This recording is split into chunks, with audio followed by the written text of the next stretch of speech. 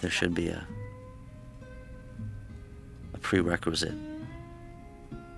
a curriculum for being a parent before people attempt. Don't try this at home. This series is called I Don't Know What the Fuck I'm Doing, and I have to go for a run now. Thank you very much. Untitled, Part 1. When Betty was growing up, I was often not there. I was, making a lot of TV commercials all over the world. I was running around. Egg whites, 1 egg a day. High complex carbohydrates in the morning. Oatmeal. Kiss my ass. Oatmeal and 1 egg. And to a certain degree, the movie deals with being there, and what it is to be a parent. Yeah. It's tough, we had a parent-teacher night, and no one showed up. No parents. In 17 years of education before Betty left school, or 18 years of education, I think I went to the school twice. I mean, that is disgusting. Being older and experiencing life with my younger kids, I cannot believe that I was like that. I thought, how appropriate. It was like a moment of insight into the reality of the fucking problem in the first place.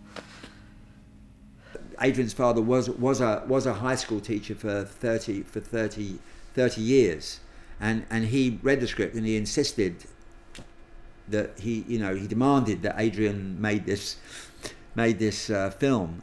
Teaching is the healing of the mind, and education is not just a process of imparting knowledge, but there's an element of healing the mind as well. To live, we have to learn. Unfortunately, the existential situation of all human beings is that we are born into this world totally helpless, totally ignorant. Education is like shark food. By the time children reach school age, many of them may have been reared in circumstances which are not optimal. And when this happens, we have what are called students who come from dysfunctional families or from very dire economic and social straits. For a shark to live, it has to eat, has to get blood. And of course, when they aggregate in the classroom setting, it's the job of the teacher not only to impart knowledge, but to somehow remedy whatever damage has already been done, which is a very difficult task, as we see in every study of the school system. Do you feel guilt?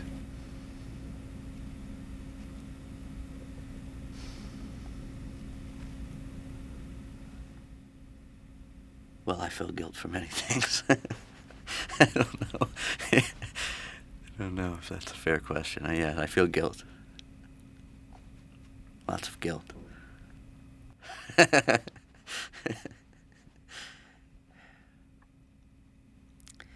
You cannot live life with guilt.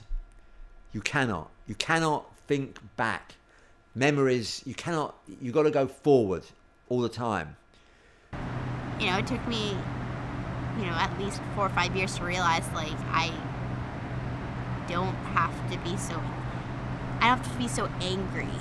I think that's the issue. People get so angry, and then they sometimes feel guilty for being angry, and then they start blaming themselves, and then that's kind of what gets them in that bad spot. I mean, at least that's for me. I a very angry kid.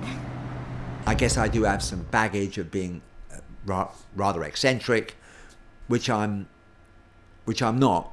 You know, I might look a little eccentric, but I'm not. It's kind of like an act, you know. Only because I thought to get anywhere you have to be a little unusual, you know. So I put on because I'm not unusual, I'm very usual. So I thought, well, I better like, you know, tweak it a bit, act a bit. And of course I've been doing it for so long, it's like I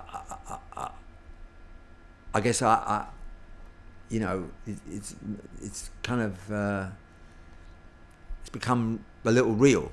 I pretend that I'm like brave and mad, but I'm a coward, you know, when it really comes to it, you know. Like I should have kicked that door open in that building. Fuck, that would have been funny, right? But I didn't. I say I'm not concerned about pain of some chap, you know, I'm fucking not concerned about anything. I'm just frightened, you know, you're a fucking idiot. I want to be a black, white wall. Whatever it is, I'm not saying it's good or it's bad, but whatever it is this one says, you might not like this, but here, we've had a go. There's been an attempt made to go out there and just try and do something in a fucking interesting way. It's honest, it might make you think, it might change your day, it might inspire you in some way. Right? That's all it is. It's a musical. It's a musical, it's a movie, it's a play, it's a crocodile. And it's New York City.